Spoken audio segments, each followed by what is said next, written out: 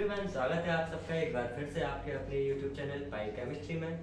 दोस्तों, जैसा कि हमने अपने पहले लेक्चर में पढ़ा है कि ऑर्गेनिक केमिस्ट्री क्या होती है, ऑर्गेनिक केमिस्ट्री में हम लोग पढ़ते क्या क्या हैं और ऑर्गेनिक केमिस्ट्री हम लोग पढ़ते क्यों हैं।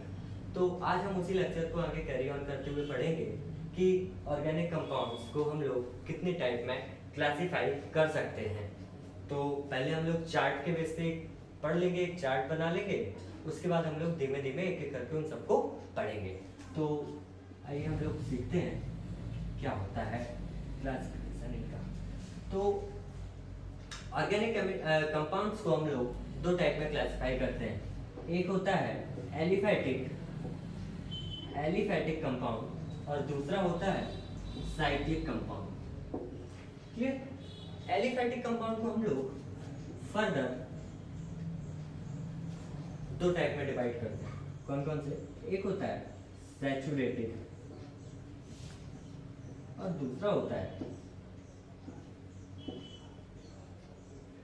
अनसैचुरेटेड।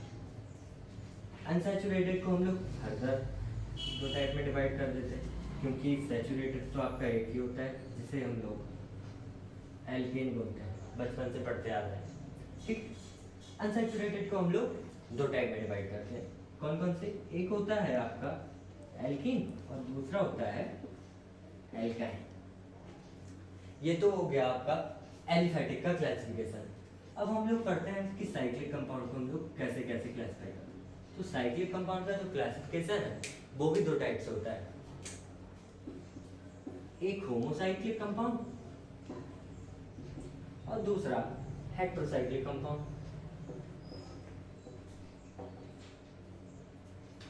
होमोसाइक्लिक कंपाउंड को हम लोग फर्दर दो टाइप में डिवाइड करते हैं। एक एलिसाइक्लिक और दूसरा एरोमेटिक। अब एरोमेटिक को हम लोग दो टाइप में फिर से डिवाइड कर देते हैं। एक बेंजीनोइड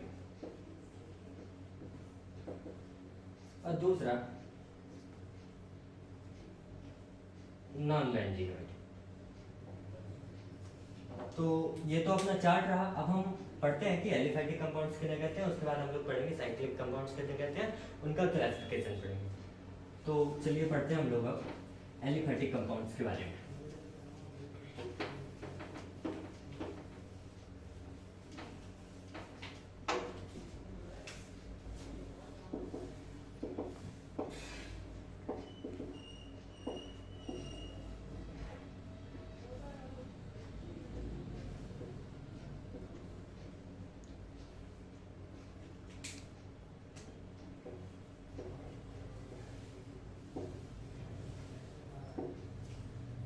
Saturated, unsaturated,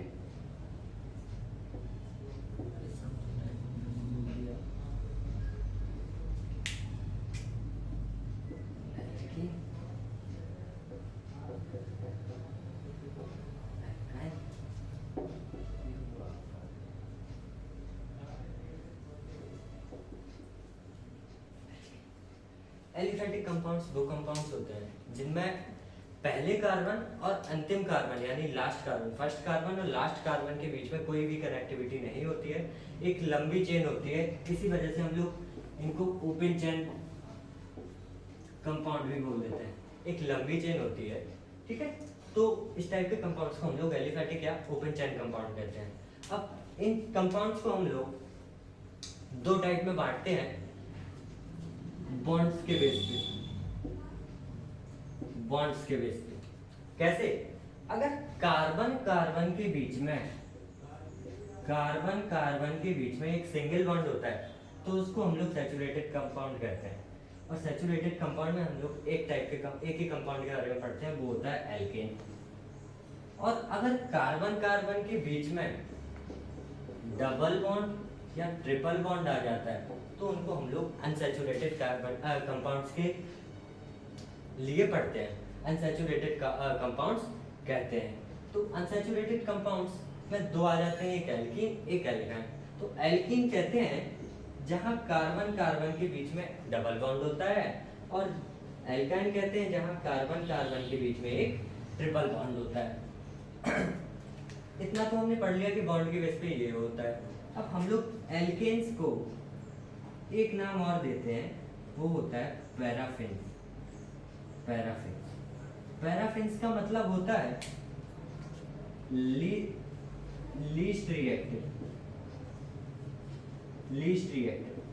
अब ये एल्केन्स लीस्ट रिएक्टिव क्यों होते हैं? एल्केन्स लीस्ट रिएक्टिव होते हैं ड्यू पाई बॉन्ड की अब्सेंस की वजह से, due to absence of pi bond. Clear?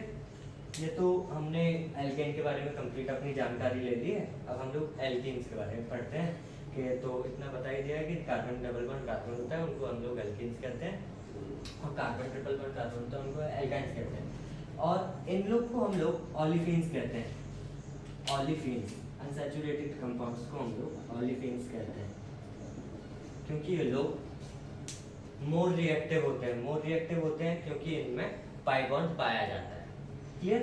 अब जनरल फार्मूले की बात करते हैं। हम लोग कि एल्केन का जनरल फार्मूला क्या होता है और एल्केन्स का जनरल फार्मूला क्या होता है, एल्काइन। तो जो एल्केन का जनरल फार्मूला होता है उसे हम लोग CnH2n+2 के रूप में लिखते हैं, जहां n आपका नंबर ऑफ कार्बन एटम्स होता है। जबकि एल्कीन्स के लिए जो जनरल फार्मूला होता है वो होता है CnH2n, जहाँ पे n का मतलब नंबर ऑफ कार्बन एटम। ठीक इसी प्रकार एल्काइंस के लिए जो जनरल फार्मूला होता है वो होता है CnH2n-2। अब हम लोग आगे पढ़ते हैं साइक्लिक कंपाउंड्स के बारे में। तो देखते हैं, इतना आपको समझ में आ गया होगा एलिफेटिक किन्हें कहते हैं। अब साइक्लिक कंपाउंड्स में आते हैं।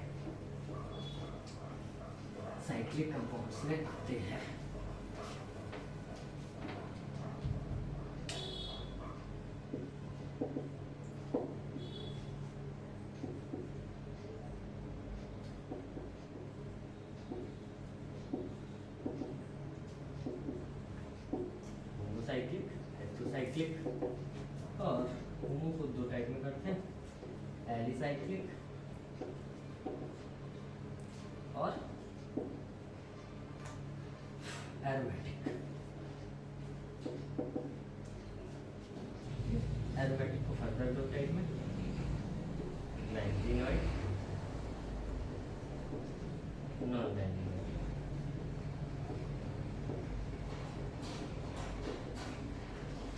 इतना हमने पढ़ लिया। अब हम लोग देखते हैं कि होमोसाइक्लिक कहते हैं जिनमें जो कंप्लीट रिंग होती है, complete ring form from only carbon. Homocyclic की जो होमोसाइक्लिक कंपाउंड उन्हें कहते हैं जिनमें जो आपकी रिंग कंप्लीट होती है वो केवल कार्बन से कंप्लीट होती है, और जो पहला और आखिरी कार्बन होता है, वो एक दूसरे से अटैच होता है, यानी first and last carbon attached to each other.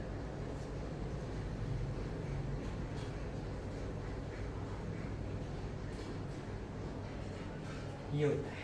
अब पढ़ते हैं हम लोग कि एलिसाइक्लिक किन्हें कहते हैं और एरोमेटिक किन्हें कहते हैं। एलिसाइक्लिक कंपाउंड्स ऐसे कंपाउंड्स होते हैं जो साइक्लिक तो होते हैं लेकिन एलिफेटिक कंपाउंड्स की प्रॉपर्टीज शो करते हैं, उनको हम लोग एलिसाइक्लिक कहते हैं। एलिसाइक्लिक के कुछ एग्जांपल्स होते हैं, ये सैचुरेटेड भी हो सकते हैं, अनसैचुरेटेड भी हो सकते हैं। एलिसाइक्लिक के कुछ एग्जांपल हैं cyclopropane, cyclobutane, cyclohexane. Cyclopropane, cyclobutane और साइक्लोहेक्सेन, ये आपके हुए एलिसाइक्लिक कंपाउंड्स। अब एरोमेटिक कंपाउंड्स के बारे में पढ़ते हैं। एरोमेटिक कंपाउंड भी आपके दो टाइप के होते हैं, एक बेंजीनॉइड और दूसरा नॉन बेंजीनॉइड। तो बेंजीनॉइड कंपाउंड ऐसे पहले पढ़ते हैं एरोमेटिक कंपाउंड्स होते क्या हैं। एरोमेटिक कंपाउंड होने के लिए तीन प्रॉपर्टी जरूरी होती है। सबसे पहले उन्हें साइक्लिक होना चाहिए, दूसरा उन्हें हक्कल रूल को फॉलो करना चाहिए, हक्कल्स रूल को फॉलो करना चाहिए जो होता है 4n+2 इलेक्ट्रॉन्स, और तीसरा कंपाउंड प्लेनर होना चाहिए। ये तीन रूल जो भी कंपाउंड फॉलो करेंगे वो आपके एरोमेटिक कंपाउंड में आएंगे। अब एरोमेटिक कंपाउंड आपके दो टाइप के होते हैं, एक बेंजीनॉइड और दूसरा नॉन बेंजीनॉइड। तो हम पढ़ते हैं अब बेंजीनॉइड कंपाउंड क्या होता है। बेंजीनॉइड कंपाउंड क्या होता है?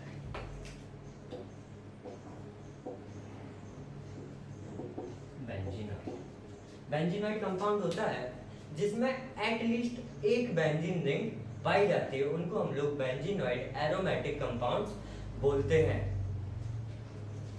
ठीक है, बेंजीनॉइड एरोमेटिक कंपाउंड्स बोलते हैं। तो बेंजीन रिंग पाई जाती है तो बेंजीन तो होगा ही होगा। तो बेंजीनॉइड में जो होगा बेंजीन रिंग तो होगी ही होगी। उसके बाद जो दूसरा कंपाउंड पढ़ते हैं नेफ्थलीन।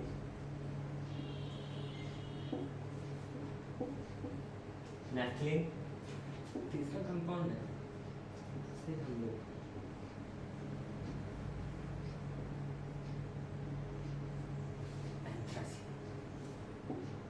ये एकदम बेसिक कंपाउंड्स पढ़ रहे हैं, ऐसा नहीं है कि इनके अलावा और कोई कंपाउंड नहीं होते हैं। ये हम लोग एकदम बेसिक कंपाउंड बता दिए आपको। ये बेंजीन, ये नेफ्थलीन और ये एंथ्रासीन।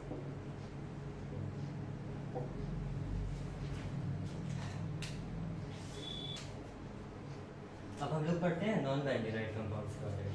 यानी नॉन बेंजीनॉइड एरोमेटिक कंपाउंड ऐसे कंपाउंड होते हैं जिनमें बेंजीन रिंग नहीं होती है तब भी वो एरोमेटिक होते हैं। तो जो अपना basic non benzenoid aromatic compound है वो एज्यूलीन होता है। एज्यूलीन, देखते हैं एज्यूलीन का स्ट्रक्चर कैसे बनता है।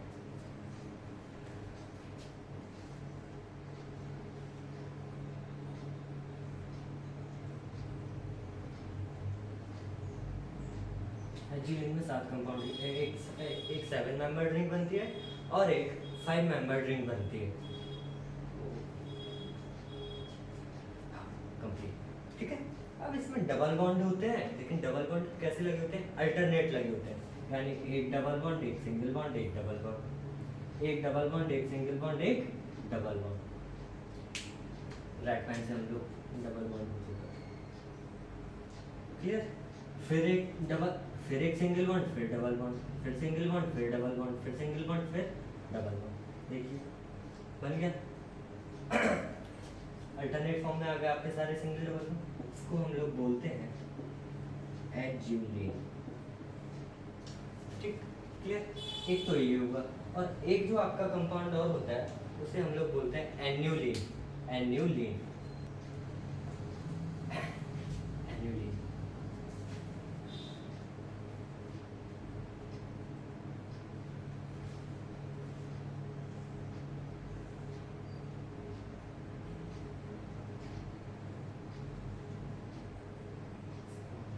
दोनों को मिला देते हैं।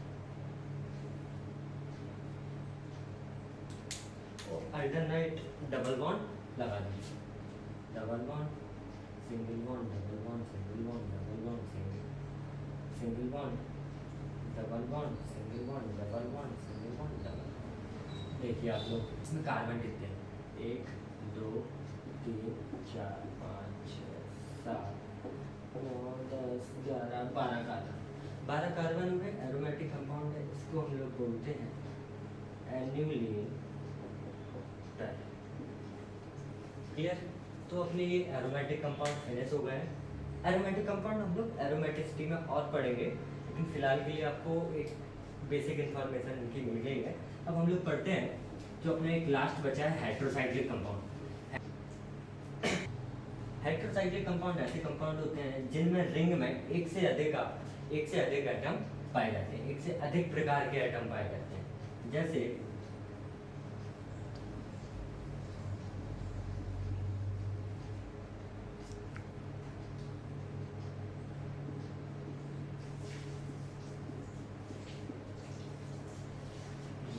इसको हम लोग पायरॉल बोलते हैं।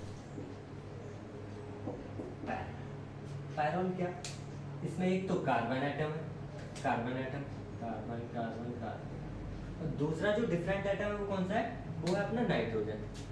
अब दूसरा एग्जांपल अपन लोग देखते हैं।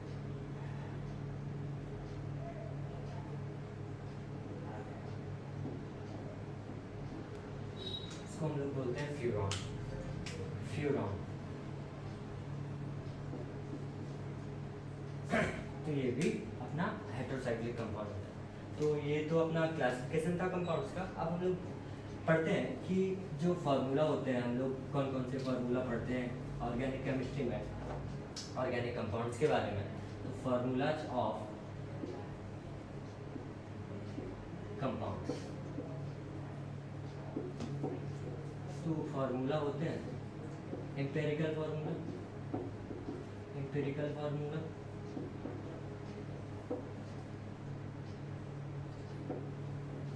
एम्पिरिकल फार्मूला के बाद आपने पढ़ा हुआ कंडेंस्ड फार्मूला,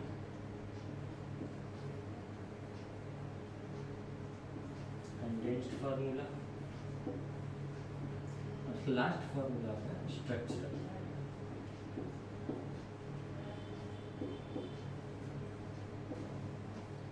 एम्पिरिकल फार्मूला क्या होता है कि किसी भी कंपाउंड में जो एटम्स पाए जाते हैं उनका सिंपलेस्ट रेशियो, क्या बोल सकते हैं हम लोग, simplest ratio of all atoms.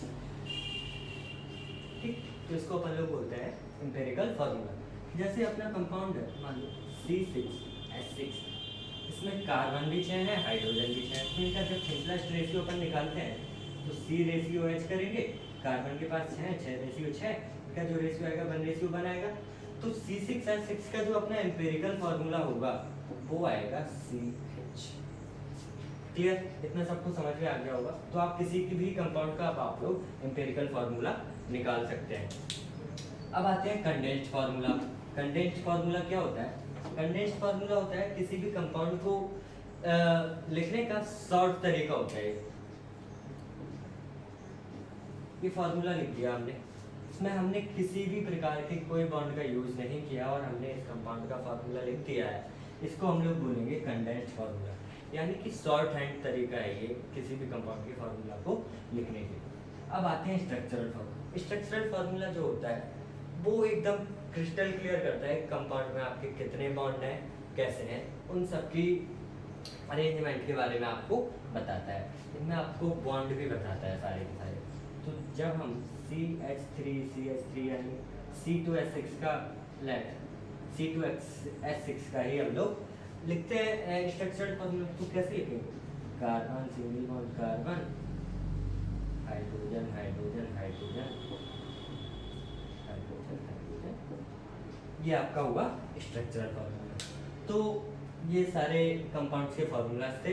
अब आपका नया टॉपिक इसी में हाइब्रिडाइजेशन। हाइब्रिडाइजेशन क्या,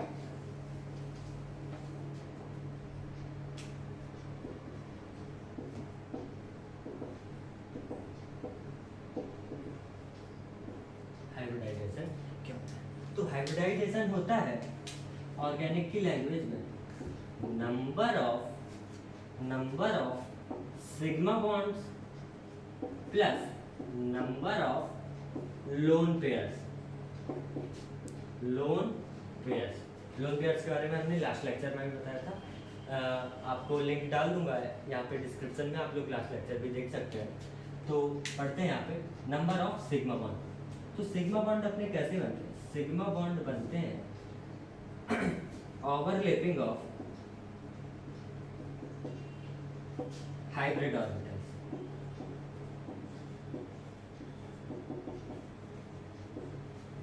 हाइब्रिड ऑर्बिटल्स की ओवरलैपिंग से अपन को सिग्मा बॉन्ड मिलते हैं, और पाई बॉन्ड्स अपन को मिलते हैं अनहाइब्रिड ऑर्बिटल्स की ओवरलैपिंग से। Overlapping of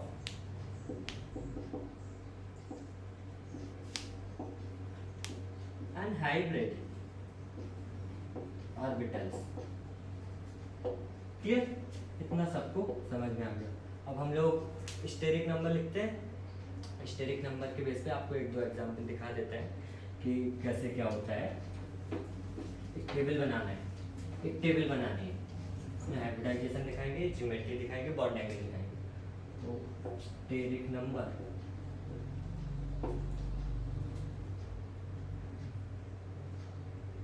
hybridisation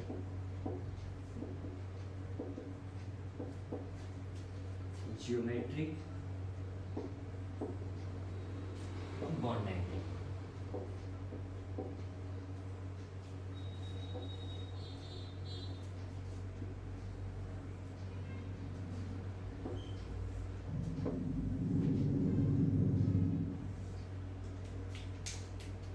steric number दो, स्टेरिक नंबर का दो होता है, उसमें हाइब्रिडाइजेशन होता है एसपी, तो ज्योमेट्री उसकी होती है लीनियर, और जो बॉन्ड एंगल आता है वो 180 डिग्री का। स्टेरिक नंबर 3, इसमें हाइब्रिडाइजेशन होता है sp2, और जो ज्योमेट्री होती है वो होती है प्लेनर या ट्राइगोनल प्लेनर, ट्राइगोनल प्लेनर। और इसमें जो बॉन्ड एंगल आता है एटम्स के बीच वो 120 डिग्री का, 120 डिग्री। अब स्टेरिक नंबर 4 जो होता है उसमें हाइब्रिडाइजेशन होता है sp3, जो आपकी ज्योमेट्री होती है वो होती है टेट्राहेड्रल, टेट्राहेड्रल। इसमें जो बॉन्ड एंगल होता है वो होता है 109 डिग्री 28 मिनट्स, 109 डिग्री 28 मिनट। ये आपका। अब कुछ एग्जांपल्स देखते हैं, उन एग्जांपल्स में अपन लोग हाइब्रिडाइजेशन निकालेंगे और कुछ हम आपको क्वेश्चन दे देंगे सॉल्व करने के लिए, तो वो आप लोग कमेंट बॉक्स में आंसर देंगे उनके।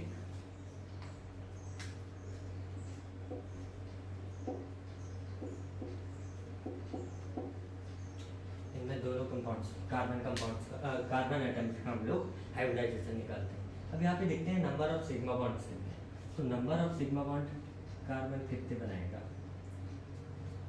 एक कार्बन का समझ लेते हैं, दूसरे का आपको अपने आप क्लियर हो जाएगा।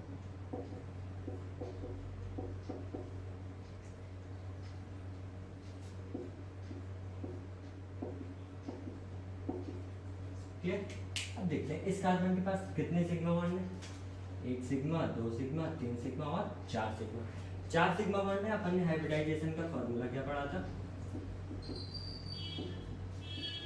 अपन ने पढ़ा था number of sigma bond plus number of lone pair. अब लोन पेयर अपने पास है नहीं, नंबर ऑफ सिग्मा बॉन्ड है केवल, तो हाइब्रिडाइजेशन कितना हो जाएगा 4। अब 4 स्टेरिक नंबर आ जाएगा। स्टेरिक नंबर 4 के लिए अपना हाइब्रिडाइजेशन क्या था sp, तो इस कार्बन का जो हाइब्रिडाइजेशन आएगा वो क्या आएगा sp3। जब इसके लिए sp3 तो इसके लिए भी क्या आएगा, क्यों, दोनों में same number of sigma bond same. Clear? अब चलिए कुछ और एग्जांपल देखते हैं।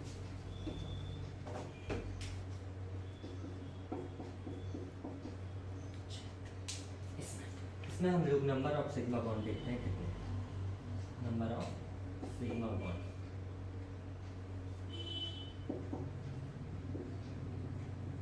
इसमें नंबर ऑफ सिग्मा बॉन्ड है किसी भी दोनों कार्बन्स के पास, 1 सिग्मा और यहाँ पे ये 2 सिग्मा, इसके पास भी 1 सिग्मा और दूसरा सिग्मा 1।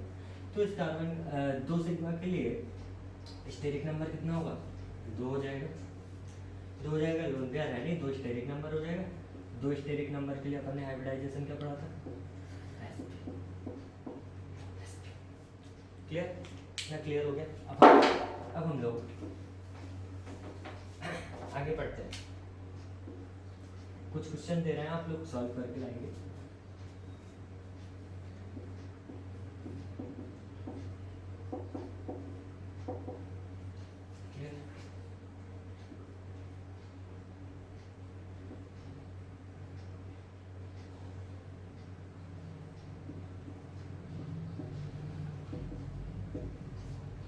कार्बन एटम्स के लिए हाइब्रिडाइजेशन निकालना है।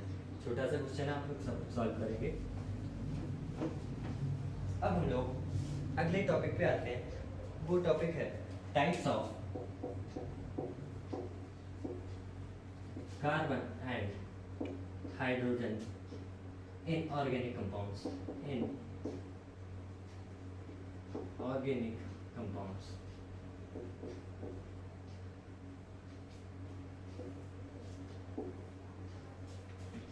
ऑर्गेनिक कंपाउंड्स में कार्बन जो होता है वो जनरली 4 टाइप का होता है। Carbon generally 4 types. कौन कौन सा? 1 डिग्री कार्बन,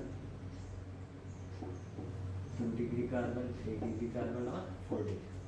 जबकि जो हाइड्रोजन आपका होता है, हाइड्रोजन जो आपका होता है वो केवल 3 टाइप का होता है। कौन कौन सा? 1 डिग्री, 2 डिग्री, 3 डिग्री। अब 1 degree, 2 degree, 3 degree, 4 degree carbon होते क्या है वो पढ़ लेते हैं। यहाँ पे समझ में आ जाएगा आपको। एक एग्जाम्पल से आपको लास्ट में समझा देंगे, क्लियर हो जाएगा। 1 डिग्री कार्बन। 1 डिग्री कार्बन ऐसा कार्बन होता है जो केवल एक कार्बन से, एक दूसरे कार्बन से जुड़ा हुआ हो, एक दूसरे कार्बन से जुड़ा हुआ, लाइक CH3 CH3। अब इसमें जो दोनों कार्बन है वो आपके 1 डिग्री कार्बन है। क्यों? ये इससे जुड़ा हुआ है, ये इससे जुड़ा हुआ है, तो ये कार्बन एक कार्बन से जुड़ा हुआ है, ये कार्बन एक कार्बन से जुड़ा हुआ है, इसलिए दोनों कार्बन आपके कैसे हो गए? 1 डिग्री कार्बन हो गए। और 1 डिग्री कार्बन से जो हाइड्रोजन अटैच होता है उसको हम लोग 1 डिग्री हाइड्रोजन बोलते हैं। 1 डिग्री हाइड्रोजन बोलते हैं। तो इसमें अगर हम लोग देखें कि 1 degree hydrogen, number of 1 degree hydrogen कितने हैं? नंबर ऑफ 1 डिग्री हाइड्रोजन कितने हैं? तो 3 तो ये होगा और 3 ये होगा, तो 6 होगा। Number of 1 degree hydrogen 6। अब इसी प्रकार से हम पढ़ते हैं जो अपना दूसरा है 2 डिग्री कार्बन। 2 डिग्री कार्बन क्या होता है? 2 डिग्री कार्बन होता है कि कार्बन, कोई भी कार्बन किन्हीं 2 अलग अलग कार्बन से अटैच हो, यानी 2 दूसरे टाइप के कार्बन से अटैच हो। जैसे CH3 CH2 CH3। ये इसमें अपन ने ये तो पढ़ लिया है, 1 डिग्री है, ये 1 डिग्री है। अब इसमें ये जो कार्बन है, बीच वाला जो कार्बन है, वो एक CH3 से जुड़ा हुआ है, एक तो 2 कार्बन से जुड़ा हुआ है, इसलिए इस वाले कार्बन को हम लोग बोलेंगे 2 डिग्री कार्बन। और इस कार्बन से जो भी हाइड्रोजन अटैच होगा उसको हम लोग बोलेंगे 2 डिग्री हाइड्रोजन। तो ये 2 हाइड्रोजन आपके कैसे हुए? 2 डिग्री। क्लियर? समझ में आ गया? अब देखते हैं अपना 3 डिग्री कार्बन क्या होता है। 3 डिग्री कार्बन क्या होता है? 3 डिग्री कार्बन क्या होता है? 3 डिग्री कार्बन होता है कोई भी ऐसा कार्बन जो 3 अलग कार्बन से अटैच हो, उसको हम लोग बोलते हैं 3 डिग्री कार्बन। जैसे CH3 CH CH3 और CH3।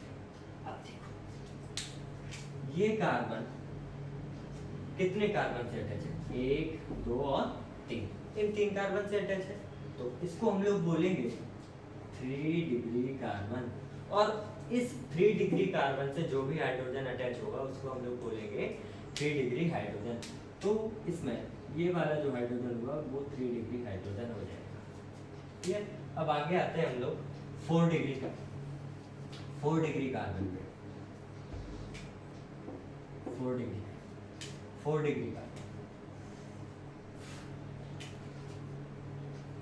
4 डिग्री कार्बन किन्हीं 4 अलग अलग कार्बन से जुड़ा हुआ होता है।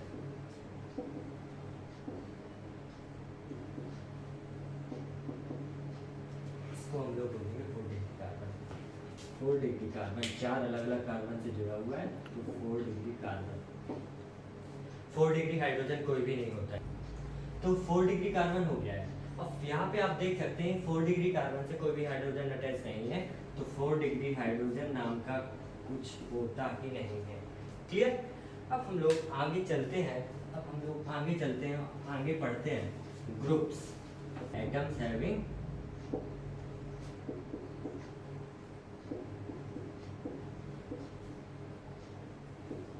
Free valence. गए ग्रुप फार्मूला है, एक ही मॉलिक्यूलर फार्मूला है और उनके अलग अलग डिफरेंट स्ट्रक्चर्स आ रहे हैं, तो उनके लिए हम लोग इन ग्रुप्स का यूज करते हैं। ये ग्रुप्स 3 टाइप के होते हैं, एक नॉर्मल ग्रुप, दूसरा आइसो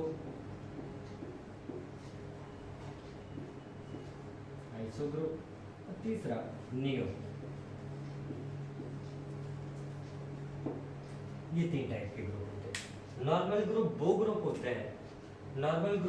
होते हैं जो एक स्ट्रेट चेन रखते हैं, स्ट्रेट चेन।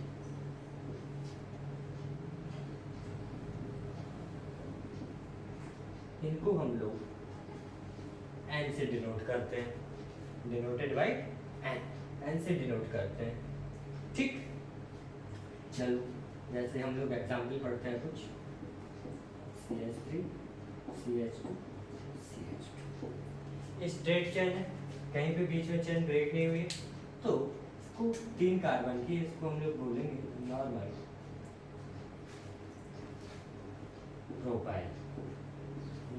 Propyl group. इसी प्रकार से और ग्रुप आ जाएंगे, जितनी बड़ी चेन होती जाएगी उस हिसाब से हम लोग काम करते जाएंगे। तो इसका ये अपना होगा नॉर्मल ग्रुप किसे कहते हैं।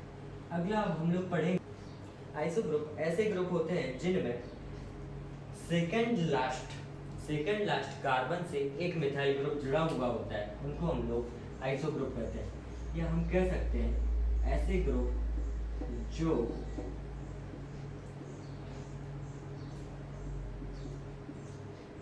ये ग्रुप रखते हैं, ऐसे कंपाउंड जो ये ग्रुप रखते हैं, इस ग्रुप को हम लोग बोलते हैं आइसो।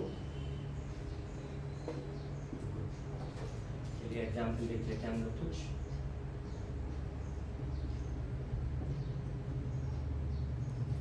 तीन कार्बन है, ये ग्रुप आ गया, इसको हम लोग क्या बोलेंगे, आइसो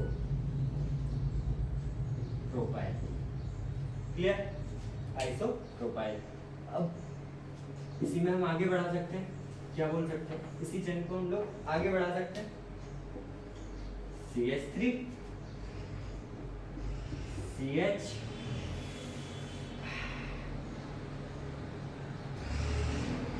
CH3 CH2। क्लियर, इसको हम लोग बोलेंगे iso propyl group, iso butyl group, iso butyl group.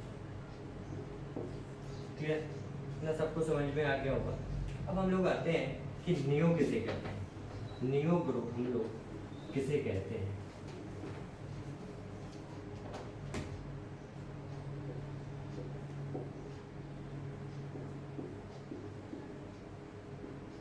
ऐसे ग्रुप्स जिनमें सेकंड लास्ट कार्बन पर दो मिथाइल ग्रुप जुड़े हुए होते हैं, या हम ये कह सकते हैं CH3 CH3 CH3। अब इनमें से एक कार्बन तो अपना टर्मिनल कार्बन होगा, तो जो कार्बन होगा, एक कार्बन क्या होगा, सेकंड कार्बन होगा। हम ये बोल सकते हैं सेकंड लास्ट कार्बन पे अपने कितने कार्बन जुड़े हुए हैं, सेकंड लास्ट कार्बन पे अपने 2 कार्बन जुड़े हुए हैं। यहाँ से स्टार्ट कर लो 1 2, तो ये 2 कार्बन हो गए। यहाँ से स्टार्ट कर लो 1 2, तो ये 2। सेकंड लास्ट कार्बन पे जहाँ जब 2 मिथाइल ग्रुप जुड़े हुए होते हैं, तो इस टाइप के ग्रुप को हम लोग नियो ग्रुप बोलते हैं, नियो ग्रुप।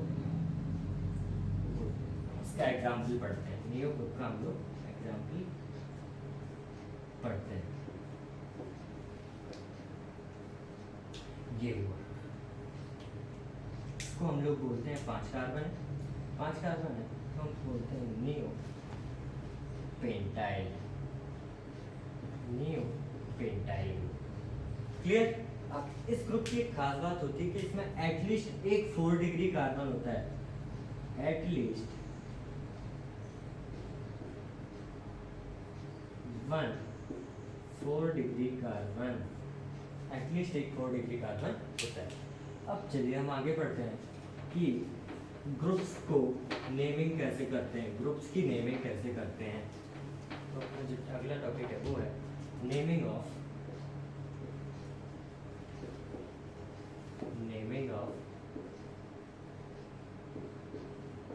ग्रुप्स। सबसे पहले पढ़ते हैं एल्केन एल्काइल ग्रुप्स के लिए पढ़ते हैं एल्काइल ग्रुप्स। एल्काइल ग्रुप्स को हम लोग एल्काइल कैसे बोल सकते हैं? तो एल्काइल ग्रुप जो होते हैं वो एल्केन के डेरिवेटिव्स होते हैं। एल्केन के डेरिवेटिव्स होते हैं। जब एल्केन में से एक हाइड्रोजन हटा दिया जाता है तब अपन को मिलता है एल्काइल। यानी एल्केन का जो जनरल फॉर्मूला होता है वो होता है CnH2n+2। इसमें से एक हाइड्रोजन हटा देते हैं तब जाके अपन को मिलता है CnH2n+1 एल्काइल ग्रुप मिलता है। क्लियर? ये बात सबको समझ में आ गई होगी। अब हम लोग इनके एग्जाम्पल पढ़ते हैं।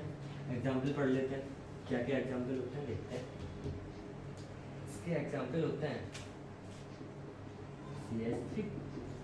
कोई भी एल्काइल ग्रुप ले लो, सबके एग्जाम्पल बन जाएंगे। एक हाइड्रोजन हटा दो कहीं से, एक हाइड्रोजन हटाया CH3 CH2 एक हाइड्रोजन। चाहे हाइड्रोजन यहाँ से हटाओ यहाँ से हटाओ एक ही बात होगी इस ग्रुप में, इसमें कोई दिक्कत नहीं आएगी। इसको हम लोग बोलते हैं इथेन। इथेन बोलते हैं। तो ये जो ग्रुप आएगा वो क्या आएगा? इथाइल। क्लियर? इसी प्रकार से हम अगला देखते हैं CH3 CH2 CH3। अब इसमें दो टाइप के आपके ग्रुप बन सकते हैं। दो टाइप के आपके ग्रुप बन सकते हैं। इसको हम लोग बोलते हैं, इसका जो जनरल नेम है वो है प्रोपेन। क्लियर? तो इसमें जो दो ग्रुप बनेंगे वो कौन कौन से होंगे?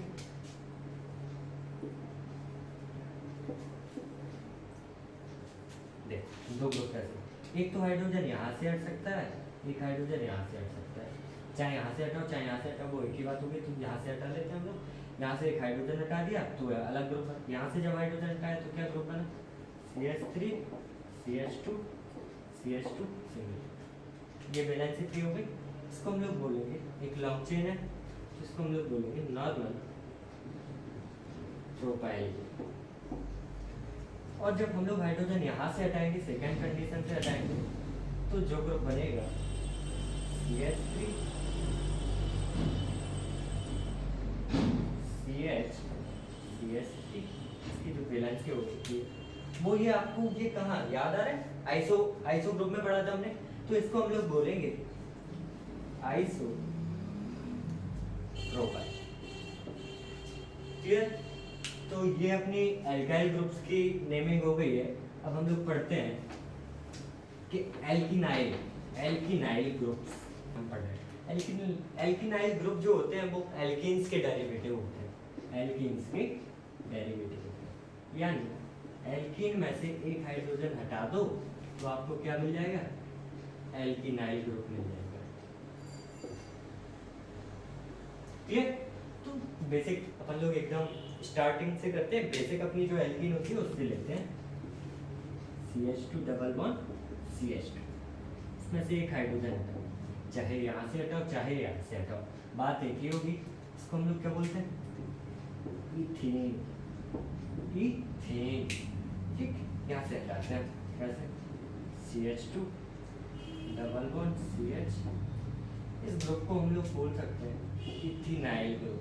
इथिनाइल, या इसका एक नाम और है विनाइल ग्रुप।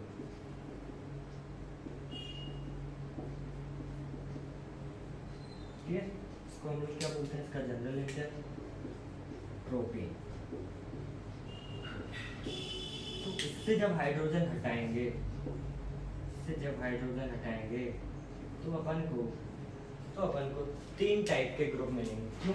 यहाँ पे तीन टाइप के हाइड्रोजन है, 1 2 और 3। जब अपन लोग हटाएंगे तो अपन को तीन टाइप के ग्रुप मिलेंगे। तो पहले यहाँ से हटाते हैं, पहले नंबर से हटाते हैं क्या? CH3 CH double bond CH। अपन को कुछ दिख रहा है नॉर्मल का, ये एक स्ट्रेट चेन जा रही है, तो इसे हम लोग क्या बोल सकते हैं? नॉर्मल प्रोपिनाइल हो सकता है। इसे हटा सेकंड कार्बन से हटा देंगे, क्या होगा? CH3 C double bond CH2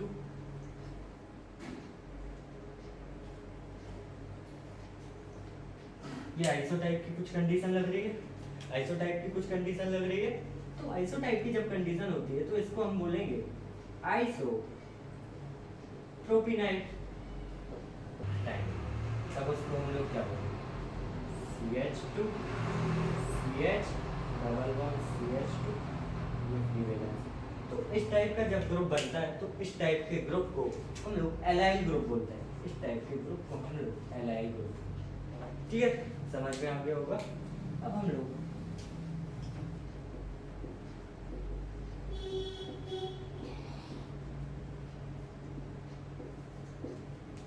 एल्केडीन जो ग्रुप होते हैं वो भी आपके एल्केन्स के डेरिवेटिव होते हैं, एल्केन के डेरिवेटिव। लेकिन कैसे? एल्केन के डेरिवेटिव ऐसे होते हैं कि जब एल्केन पर 2 हाइड्रोजन को रिमूव किया जाता है, एल्केन से 2 हाइड्रोजन को रिमूव किया जाता है, वो भी सेम कार्बन से, वो भी सेम कार्बन से, फ्रॉम सेम कार्बन।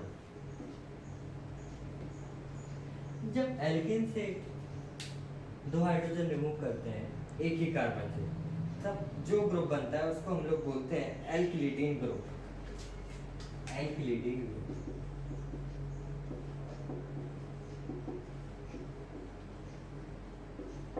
अब एग्जाम्पल पढ़ते हैं हम लोग एल्किलिडीन ग्रुप का एग्जाम्पल क्या है। बेसिक अपना बेसिक एल्केन लेते हैं जिनमें 2 कार्बन, एक ही कार्बन से हटाने आपको दोनों हाइड्रोजन, 2 हाइड्रोजन रिमूव कर दिए, 2 हाइड्रोजन रिमूव कर दिए तो क्या बचा अपना CH3 सिंगल बॉन्ड CH। इस टाइप का जो आपका ग्रुप बनता है उस ग्रुप को हम लोग कहते हैं एथिलीडीन ग्रुप, एथिलीडीन ग्रुप।